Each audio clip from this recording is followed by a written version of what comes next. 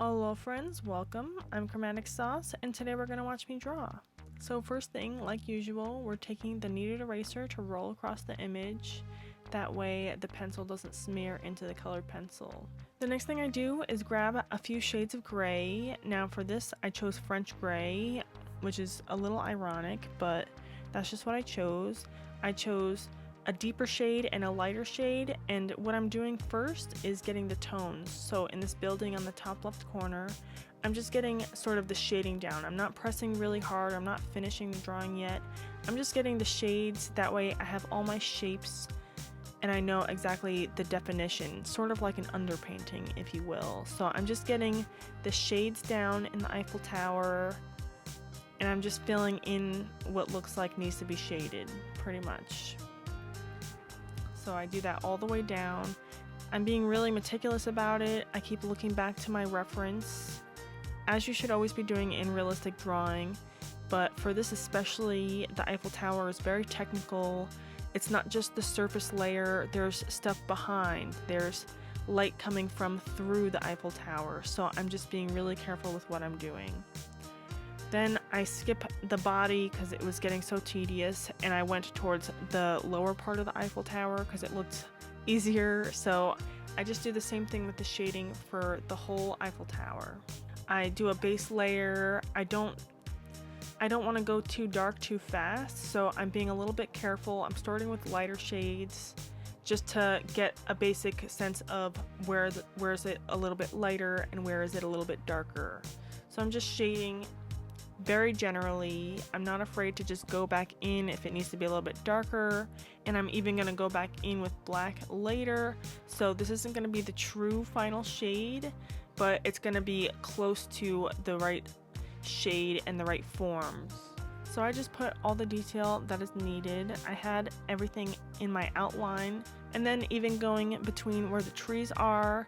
I'm being careful not to go too far in where the leaves of the trees are, because I don't want to make it too dark where leaves are supposed to be overlapping. I prefer the leaves to overlap where the building is supposed to be more than the building overlapping where the tree's supposed to be, because the tree's a little bit more organic, a little bit easier to take away, but it's not easy to take away the straight lines of a building where it's supposed to be organic shapes. After the bottom section is all mapped out, I go back into the top, and let me tell you, this thing took hours. And I just want to say it takes a long time to put this much detail in a drawing. So that's why it took me so long to even get started, because I knew it would take so long, and this is my biggest color pencil drawing I've done since high school, and it's definitely my most detailed colored pencil drawing. I think back in high school I did The Breakfast Club. I drew the movie poster for a friend of mine for her birthday, and I wish I had a good photo of it, but I don't. But I don't think it looked very good. It looked pretty good, especially considering my skill level at the time, I suppose. I wish I could see it now, but I don't really talk to that person anymore, just because I don't talk to people. Once I'm done with all the base shading, that's when I go back in with more colors. I'm going in with my black, and I'm also going in with a few different shades of beige. There's one that's a little bit more gray and one that's a little bit more pink. The reference you can kind of see peeking out at the bottom there is a little bit oversaturated, but you can see the Eiffel Tower kind of has a pinkish tone. So I was trying to get the beige tone across, but obviously it's not as pink as it looks in this reference that you're able to see. It's a little bit more muted than that, so I didn't want it to be too pink. I still wanted it to look realistic. Obviously it's a realistic drawing of the Eiffel Tower. So I just put a base color, and I figured I could go back in with a more reddish color later to warm it up as needed. I got that base coloring down, and I'm just going in with black to deepen up all those darker grays that I had originally put down.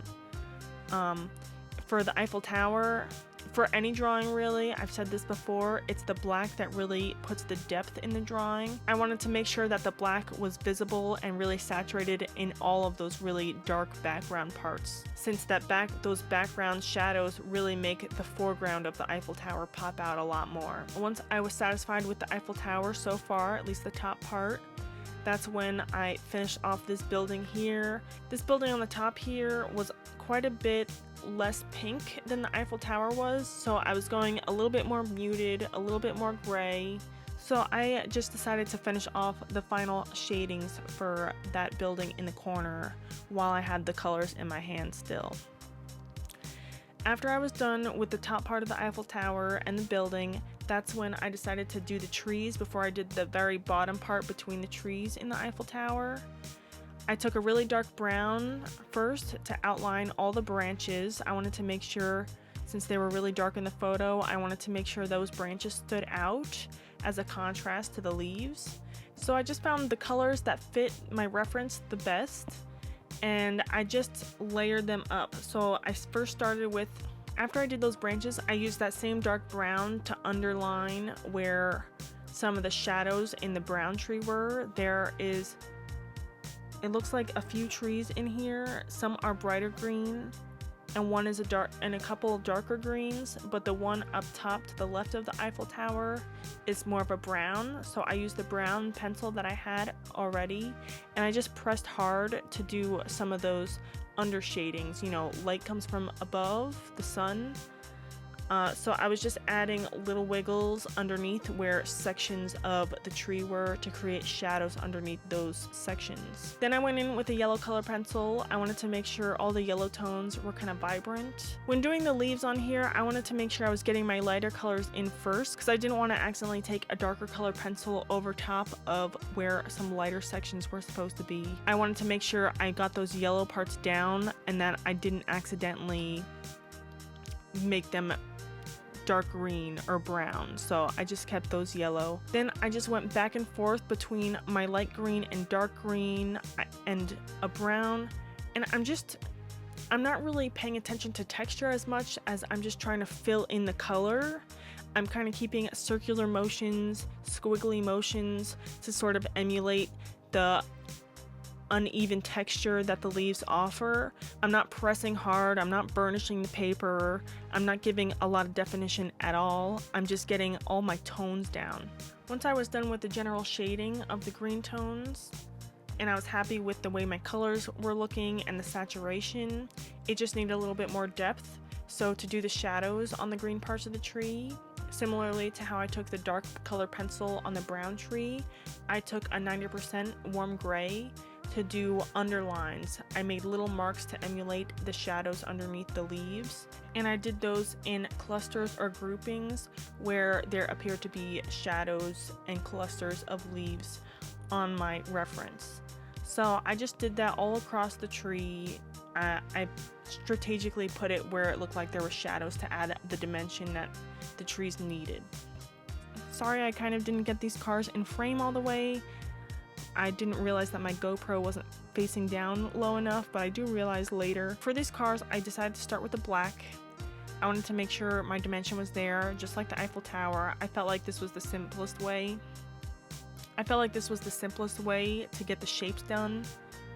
So I just colored it in all the really pure black parts before I started shading. And then for this front car, it was a white/silvery car. So I just used a few shades of cool gray. I probably just used the 10-30% cool gray to shade. I used white to leave my highlights out, and I just used those other pencils to add dimension, and if it needed to be a little bit darker, I chose a slightly darker tone of gray, and I just burnished it.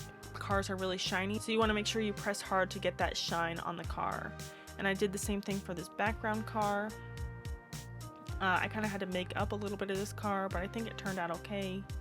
I used sort of a seafoam blue, and once I got my shading done on the windows, that's when I overlaid it with that seafoam blue. And then for this bigger car, I went in with white first to make sure if I accidentally marked a highlight that it would stay white. And I just shaded. I used a little bit of a more vibrant blue than I needed to get a base down, and then I went in with a Payne's gray to really darken it up to the tone of blue that it was supposed to be. And you just have to go over it with a white colored pencil in the highlights and really blend it together. After the car was done, I just went in back to the rest of it to do a little bit more touch-ups. And that's pretty much it. I hope you like the way this turned out. Let me know what you think. Let me know if you're looking forward to seeing the rest of this drawing. Please like and subscribe, hit that bell. Let me know what sort of thing you want to see me draw next, and I'll see you in the next one.